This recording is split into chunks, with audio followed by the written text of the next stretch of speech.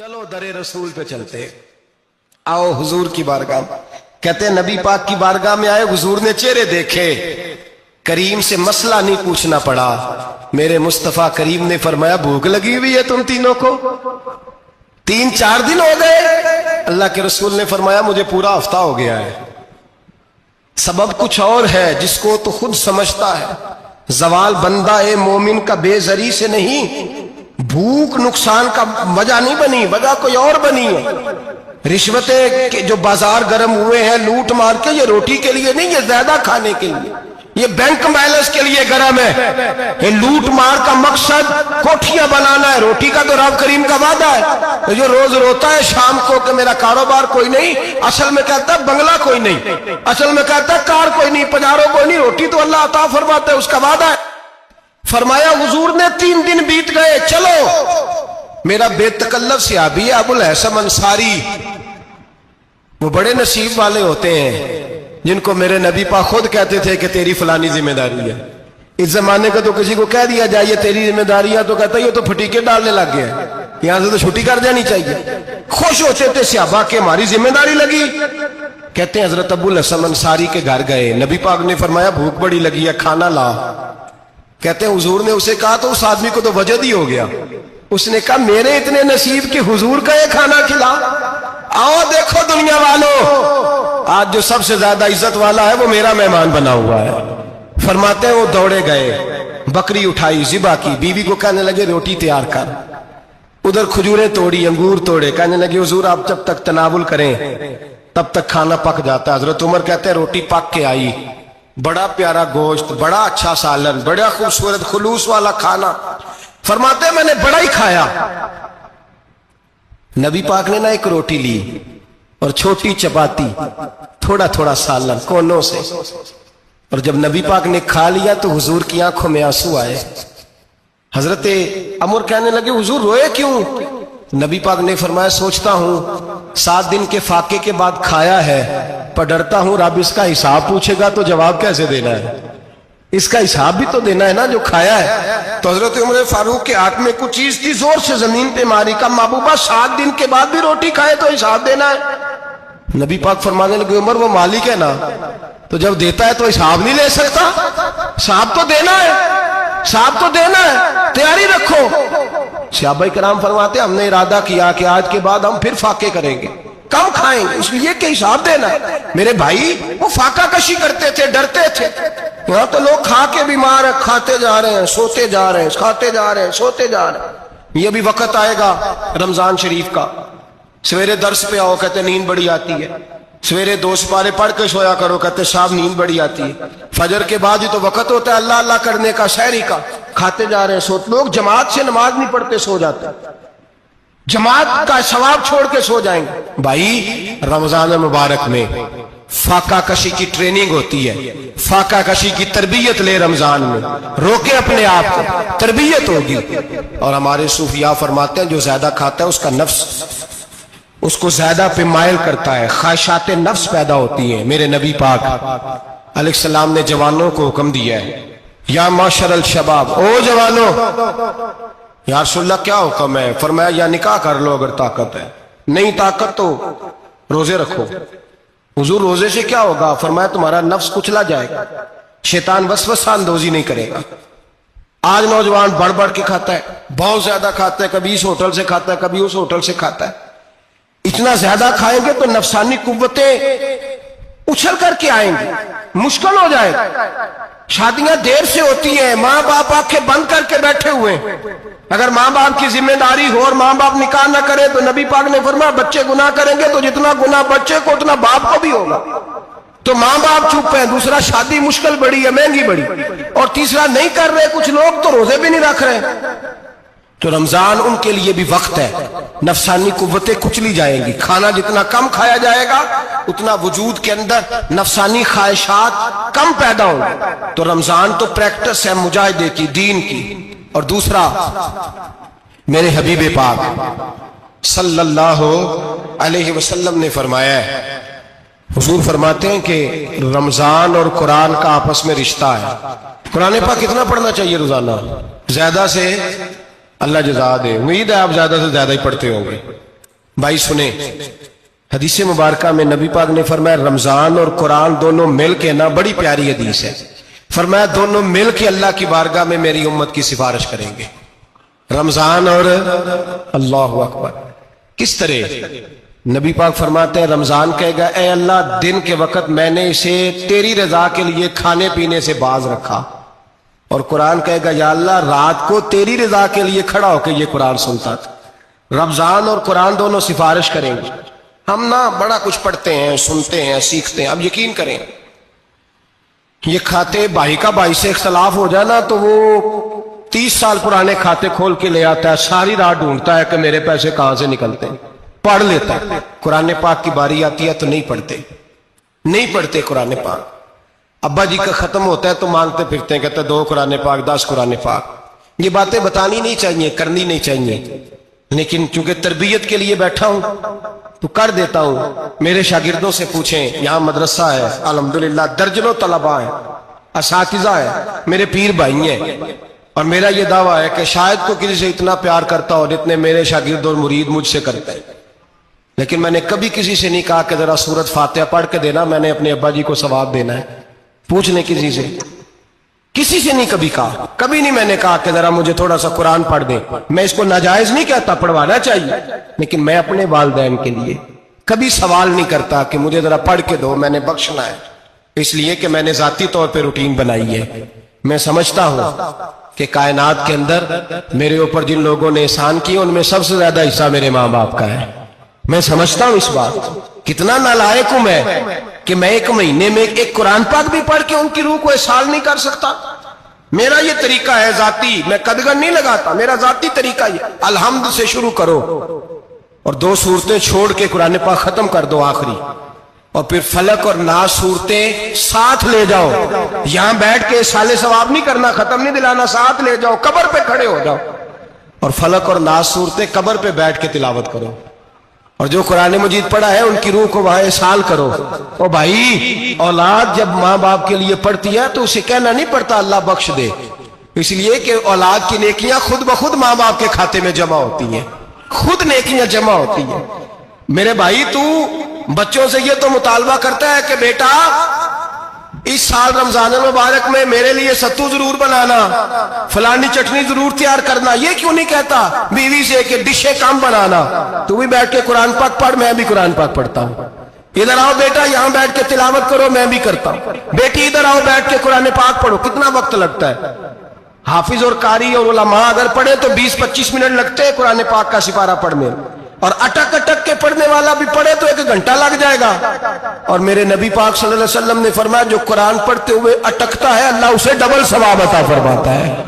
फरमाया जो जुबानी पढ़े सिंगल सवाब, जो देख के पढ़े उसे डबल सवाब। हुजूर क्यों? फरमाया इसलिए कि मेरा कुरान देखने पे भी अल्लाह सवाब अता फरमाता है, कुरान देखने पे भी अल्लाह सवाब देता है, देखने का भी सवाब। रमजान शरीफ में कुरान पाक पढ़े, खोल के पढ़े। और मेरे भाई, अगर तेरा बच्चा पढ़े, अगर तेरी बेटी पढ़े, कायनात का खुशनसीब बाप वो है इसका बेटा कुरान पढ़े, चाहे नाजरा ही पढ़े, जिसकी बेटी पढ़े। जिंदगी में इन्हें इस काम पे लगा जाओ, मरने के बाद भी पढ़ेंगे। इमाम जलालुद्दीन सुयूती शाफई रहमतुल्लाह अलैह फरमाते, हजरत ईसा कब्र के पास से गुजरे, कब्र पे अजाब हो रहा था, अल्लाह का गजब बरस रहा था। जनाब ईसा इस्तिगफार पढ़ते डरते गुजर गए।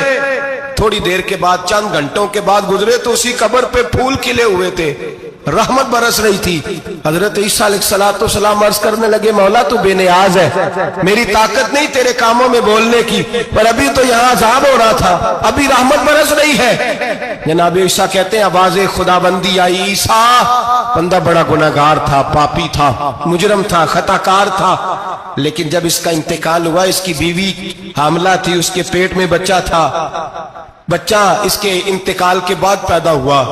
आज वो 4-4.5 साल का हुआ है, मकतब में गया है, मदरसा में गया है, उस्ताद ने बिस्मिल्लाह शरीफ पढ़ाई है। फरमाया उसने तोतली जुबान से कहा है बिस्मिल्लाहिर्रहमानिर्रहीम का, ऐसा मुझे बतला इस जमीन पर वो मासूम जिसे अभी रहमान और रहीम कहना नहीं आता, वो तोतली जुबान से मुझे रहमान और रहीम कहे और मैं उसी जमीन पे उसके बाप को अजाब दूं।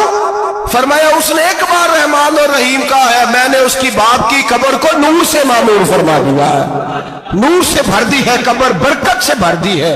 اللہ کرے میرے بیٹے بھی قرآن پڑھے، اللہ کرے میری بیٹیاں بھی قرآن پڑھے، اللہ کرے ہم سب کی اولادیں قرآن پاک پڑھے۔ دیکھیں نا امام اعظم ابو حنیفہ رمضان میں 61 قرآن پاک پڑھتے تھے۔ کتنے؟ 60 ٹیک، اللہ اکبر۔ ایک قرآن پاک دن میں پڑھتے پورا، ایک رات کو پڑھتے، ایک تراوی میں پڑھتے۔ 61 قرآن پاک امام صاحب پڑھتے۔ آپ فرماتے میں نے چھوڑ دیے سارے وظیفے، میں صرف رسول اللہ کا قرآن پڑھتا ہوں۔ رمضان سارا قرآن پاک، سارا رمضان۔ اب تو عادت ہی نہیں رہی ہمیں قرآن پاک۔ اگر لوگ ناراض نہ ہو تو محفل نعت ہوتی ہے تو تلاوتیں کتنی ہوتی ہیں، اور نعتیں ہم نے ذوق ہی نہیں بنایا، ذوق ہی نہیں بنایا ہم نے تلاوت قرآن کا، اس لیے کہ قراء علماء فقراء ان کو ہم تیار ہی نہیں کر رہے، ہم تو ایکٹر پال رہے ہیں جو پیسے لیتے ہیں نعت خوانی کے، معاذ اللہ۔ او میرے بھائی، کیا قرآن میرے نبی کی نعت نہیں؟ حضرت عائشہ صدیقہ رضی اللہ تعالیٰ عنہ کے پاس صحابہ گئے، کہنے لگے اماں جی ہمیں نبی پاک کا اخلاق بتلائیں، تو اماں جی کہنے لگی جاؤ جا کے قرآن پاک پڑھو، قال خلقہ القرآن، سارا قرآن میرے نبی کے اخلاق کا ہی نام ہے، یہ ساری نعت ہے، یہ ساری نعت۔ اس نعت کو سننے لوگ کیوں نہیں آتے؟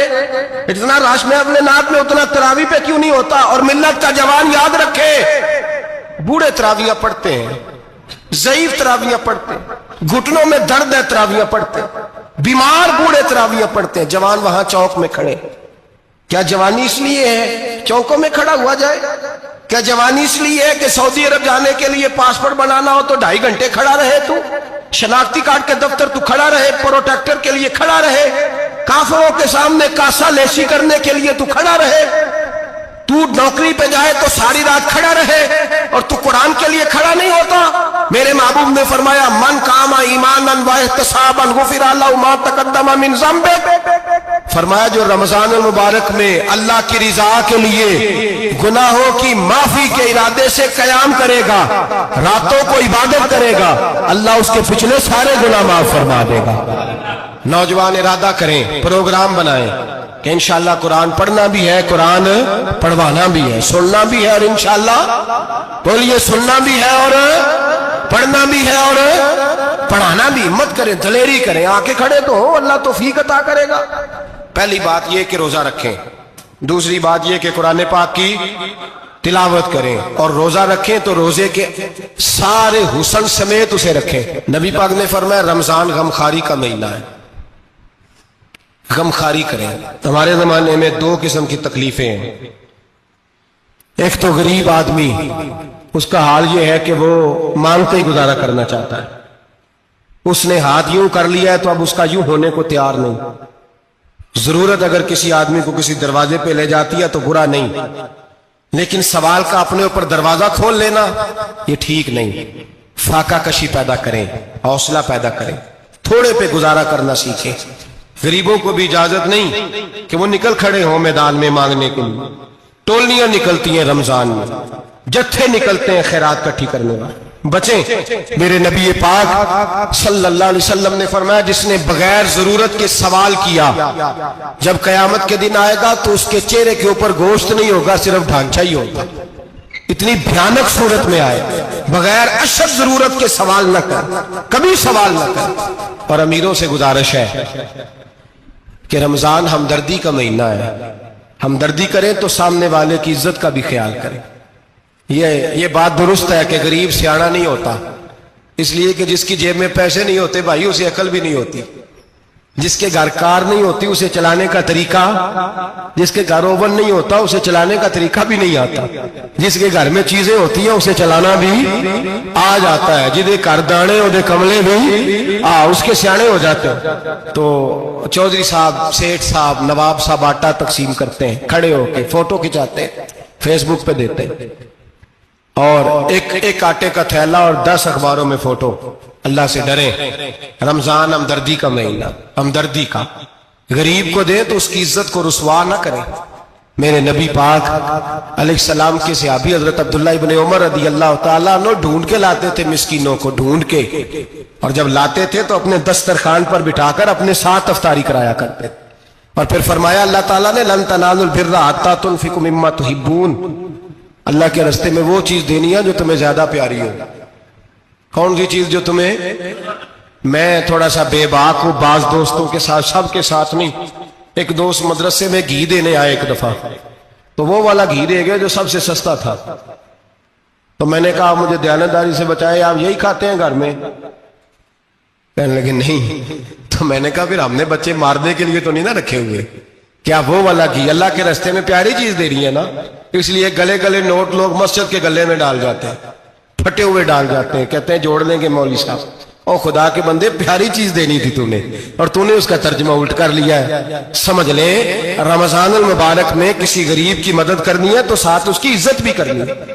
نبی پاک علیہ السلام کے دروازے پہ جب سے، یہ جملہ ایک ہے لیکن بڑا قیمتی ہے، صحابہ کہتے ہیں جب ہم دروازہ رسول پہ جاتے تھے خیرات بھی ملتی تھی اور عزت بھی ملتی تھی، خود بھیک دیں خود ہی کہیں منگتے کا بھلا ہو، خیرات بھی ملتی تھی اور عزت بھی ملتی تھی۔ نبی پاک ساتھ عزت بھی دیتے تھے، مسکین کو غریب کو دیں اور خیر خائی کریں، جوتے بیچنے والے جوتوں کے ریٹ سستے کریں، کپڑا بیچنے والے کپڑے کا ریٹ، درزی صاحب بھی ریٹ سستا کریں، دکاندار بھی چیزوں کا ریٹ، حکیم صاحب پیسے کم لیں، ڈاکٹر پیسے کم کریں، حکومت نرخوں میں کمی کرے، اور یہ کام اجتماعی طور پہ کریں۔ میرے نبی پاک نے فرمایا رمضان غمخواری کا مہینہ ہے، اس میں غمخواری کرنی ہے، دوسرے کا خیال کریں، احسار کریں، قربانی کریں۔ یہاں ہر چیز کا ریٹ بڑھ جاتا ہے رمضان شریف میں، ہر آدمی کہتا ہے میرا سیزن آ گیا ہے، توجہ بڑھائیں، خیال کریں، غمخواری کا مہینہ ہے۔ اور پھر آپ لوگوں سے یہ بھی گزارش ہے کہ رمضان المبارک کا جب مہینہ آئے تو جس آدمی کے ساتھ نیکی کرنی ہے وقت پہ کریں، کسی غریب کو پیسے دینے ہیں، کپڑے دینے ہیں تو یکم رمضان کو دیں۔ میں اکثر دوستوں سے پوچھتا ہوں، میں کہتا ہوں قاری صاحب نو جوڑا کدو دیندے ہو؟ کہندے ستیویں والے دن۔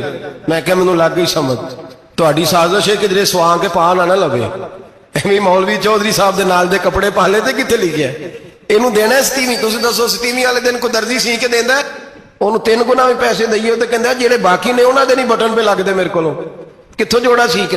تو کس دن دیتے ہو قاری صاحب کو؟ کیا مقصد ہے؟ پہننے کے لیے دے رہے ہو یا اس لیے دے رہے ہو کہ نہ پہن سکے؟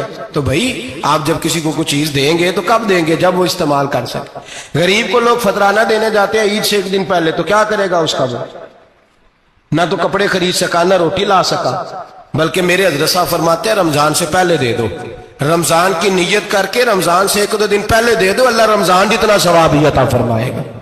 رمضان سے پہلے دو جس کو کچھ ہے دن، قبل از وقت تیاری کر۔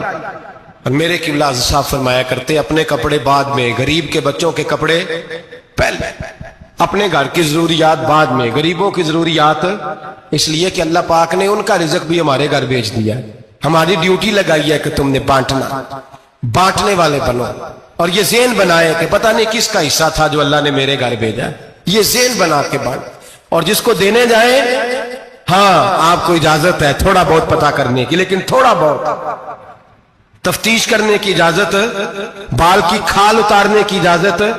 میں نے دیکھا ہے لوگ غریبوں کا انٹرویو لیتے ہیں، تیرا تو فلانا کمانے والا نہیں، تیرا تو فلاں بچہ، او بھائی بہت سارے غریب ایسے ہیں، بڑے ہیں جو کمانے کی کوشش کرتے ہیں لیکن ان کا سبب نہیں بنتا۔ ہاں ہے ایسے لوگ جو سعودی عرب چلے گئے ہیں، کہتے ہیں تیرا تو فلاں باہر نہیں گیا، ہے گیا ہے، لیکن سارے سعودی عرب جانے والے بھی مال کمانے کی طاقت نہیں رکھتے، کئی وہاں بھی بیٹھ کے بیچارے قرضوں میں الجھے ہوئے ہیں، وہاں والوں کے ظلم کا شکار ہے، بہت ساری آزمائشوں میں تو تفتیش کرتا ہے۔ میرے امام شافعی کا ایک جملہ اگر آپ کو یاد رہ گیا تو بات بن جائے گی۔ امام شافعی رحمت اللہ، بلکہ حضرت غوث اعظم جیلانی کے پاس وہ بات آپ کو زیادہ فائدہ دے گی۔ حضرت غوث اعظم جیلانی کو ان کا ایک مرید سمجھانے لگ گیا، کہنے لگا حضرت جی آپ سب کو ہی دیتے رہتے ہیں، ہر بندہ مستحق نہیں ہوتا، ذرا ٹٹول کے دیا کریں۔ تو غوث اعظم جیلانی فرمانے لگے بھائی مجھے تو لگتا ہے تو بھی ان چیزوں کا مستحق نہیں تھا جو اللہ نے تجھے عطا کر دی ہے، پہلے تو بتا تو مستحق تھا، تجھے اپنی حیثیت اوقات کا پتہ ہے جو اللہ نے تجھے دے دی ہے؟ طاقت क्वालिटी थी तेरे अंदर, वो सलाहियत थी, रब ने तो नहीं तेरी तफ्तीश की कि तू काबिल है कि नहीं, तू अल्लाह के बंदों की तफ्तीश करता पड़ता है। इमाम शाफी फरमाया करते, इमाम शाफी फरमाते रब तुझे परख के नहीं देता, टटोल के नहीं देता, रुसवा करके नहीं देता, तू गरीबों के साथ ये सारा जुल्म क्यों करता है? बस पता चल गया वो जरूरतमंद है तो दे, इसलिए कि अजर तुझे गरीब ने नहीं देना, अजर अल्लाह ने देना है। और अल्लाह अजर अमल पे नहीं देता, अल्लाह तो नियत पे अजर अता फरमाता है। तो नियत देख तेरी किस तरह की। तो मेरे भाई गरीब को दे, कबल अज वक्त दे। रमजान मुबारक में चौथा काम, बात आखिरी और चौथा काम सुने, रमजान में दीन सीखें। शैतान कैद होता है ज्यादा से ज्यादा, और जब आदमियों का पेट खाली होता है ना तो ज़हन जो होता है ना वो भी उसका फ्रेश होता है। उसमें कोशिश करें दीन सीखने की। मेरे नबी करीम सल्लल्लाहु अलैहि वसल्लम ने इस दीन को इल्म का दीन करार दिया है, शऊर का दीन करार दिया है, फहम का दीन करार दिया। नबी पाक सल्लल्लाहु अलैहि वसल्लम ने फरमाया एक इबादत करने वाला इशा के बाद खड़ा हो और फजर तक नमाज पढ़ता रहे, एक आलिम दीन इशा पढ़ के सो जाए, उठ के फजर पढ़ ले, तो वो 70 इबादत करने वालों का दर्जा ज्यादा नहीं, आलिम का दर्जा फिर भी ज्यादा है। उस आलिम दीन का दर्जा ज्यादा है, इसलिए कि वो लोगों को आगाही देता है, शऊर बख्शता है। ये दीन जो है ये, और नबी पाक सल्लल्लाहु अलैहि वसल्लम ने फरमाया इबादत करने वाले पर आलिम का दर्जा उतना ही ज्यादा है जितना मेरा दर्जा अपने गुलामों पर ज्यादा है। आलिम को हुजूर ने इतना बड़ा मकाम दिया। दीन सीखें, शऊर हासिल करें, ये फकाहत का दीन है, शऊर हासिल करने का दीन है। और नबी पाक सल्लल्लाहु अलैहि वसल्लम ने फरमाया दीन की एक बात सीख लेना 1000 नफल पढ़ने से ज्यादा दर्जा रखती है। दीन की एक बात सीख लेना 1000 जनाजे में शिरकत से ज्यादा दर्जा रखती। दीन की एक बात सीख लेना, मेरे नबी पाक सल्लल्लाहु ताला अलैहि वसल्लम इरशाद फरमाते 1000 मरीज की इयादत करने से ज्यादा दर्जा रखती। फरमाया जिसने रात के एक लम्हे में दीन की एक बात सीखी, अल्लाह उसे सारी रात इबादत करने से ज्यादा सवाब अता फरमाएगा। मेरे ऐसा फरमाया करते जब सीखने वाले को यह सवाब मिलेगा तो बताइए सिखाने वाले को कितना सवाब मिले, उसे अल्लाह कितना दर्द। रमजान आ रहा है, शैतान कैद है, दीन फैलाने की कोशिश करें, जद्दोजहद करें। बड़ी नींद आती है फजर पढ़ के, लेकिन अगर किसी का इरादा बन जाए कि दीन सीखना भी है और दीन बच्चों को, तो फिर कोई नींद गलबा। एक मिसाल एक आलिम ने समझाई। कोई बुजुर्ग थे दरवेश आलिम, उनके पास एक औरत आई, कहने लगी मैं बच्चों को सवेरे बड़ा जगाती हूं, बच्चे जागते नहीं नमाज के लिए। बड़ा अजीब जवाब दिया बुजुर्गों ने, दरवेश ने, आलिम ने। कहने लगे बीबी क्यों नहीं जागते, जगाया कर, बेदार किया कर, उठाया कर। कहने लगी बड़ी जद्दोजहद करती हूं, उठते नहीं, बेदार नहीं होते। अल्लाह वाले थे ना। कहने लगे ये बता अगर उस कमरे में आग लग जाए तो फिर बच्चों को कैसे बेदार करेगी? आग से बचाने के लिए क्या करेगी?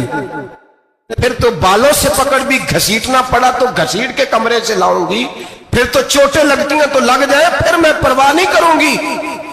आप फरमाने लगे यूं समझ ले जहन्नम की आग जल रही है, अगर तेरे बच्चे ने नमाज ना पढ़ी तो आग लग जाएगी, अगर इसने इबादत ना की तो उसे आग, अब जैसे भी तुझे उठाना पड़ता है उठा घसीट के बाहर ला, लेकिन उसकी नमाज कज़ा। नींद बड़ी आ रही है सवेरे, लेकिन अगर दीन ना सीखा तो मुश्किल हो जाए। जैसे भी अपने आप को जगाना चाहिए, हिम्मत करनी चाहिए, दलेरी करनी चाहिए। तो हमेशा मिदहते खैरुल अनाम में गुजरे, दुआ है ये उम्र दरूद व सलाम में गुजरे। आखिर